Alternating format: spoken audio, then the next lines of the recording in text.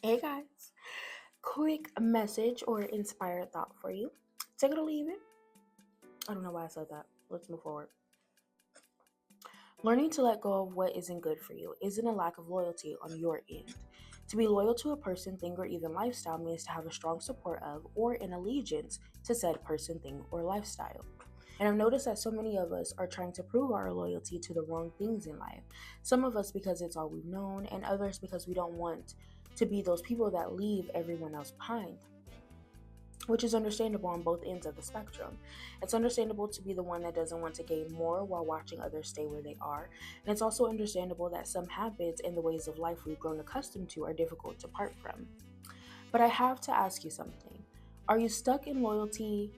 Are you so stuck in loyalty that you're starting to cheat yourself out of life, certain experiences, and next steps? I grew up with fear. I learned to lean on fear and depend on it in ways I've not once depended on anything else. But lately, God has been making it a point to no longer give me the grace I once had to deal with something I need to let go of. I can't keep myself in this cycle by absent-mindedly remaining loyal to a thing never meant for my good. Then go forth and blame God when I feel tired of being tired. I reference Proverbs 19:3. It's up to me to decide that change may be scary and it may be new, but it's also scary living in fear every single day. And it's the same for you, and whatever has your loyalty consciously or unconsciously. Whether that is family, friends, ways of living, or a mindset, not to mention that whatever God wants, He is going to get. So you can let go of it by choice or have it removed by Him. Meaning you can try to hold on to how you thought life would turn out, even if those thoughts never went past living check to check or being abused, because God will always have far better plans for us than we can ever imagine. See Jeremiah 29:11. And not only does He have those plans, but He also makes sure that His word does not return to Him void, which means one day, with hopefully your help, those plans turn into your reality.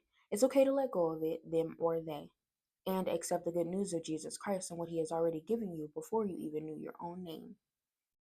Loyalty is beautiful and flourishes when given and reciprocated correctly, but it can also be a burden when done out of habit or force.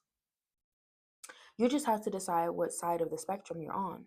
Summer Walker was onto something when she said she was okay with being unloyal so that she can let go of what she knew was no longer meant for her. And I'm sure it hurt, but it would have hurt more for her to stay around and take the bare minimum. And it's the same for each and every one of us. Have a blessed and I'd rather be unloyal than a fool who blames God kind of day. Three scriptures I want to reference is Proverbs 19:3. A person's own folly leads to their ruin, yet their heart rages against the Lord. Proverbs 19:21. Many are the plans in a person's heart, but it is the Lord's purpose that prevails. And Jeremiah 29:11. For I know the plans I have for you, declares the Lord, plans to prosper you and not to harm you, plans to give you hope and a future.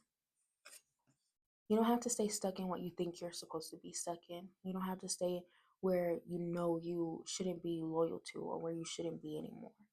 God has more for you, and all you have to do is say, okay, say yes to God and allow Him to flourish in the ways He's always wanted to, but you never knew He could. It won't be easy, but it will be worth it. Always sharing God's love, His peace, His light, and His positivity. Have a blessed day.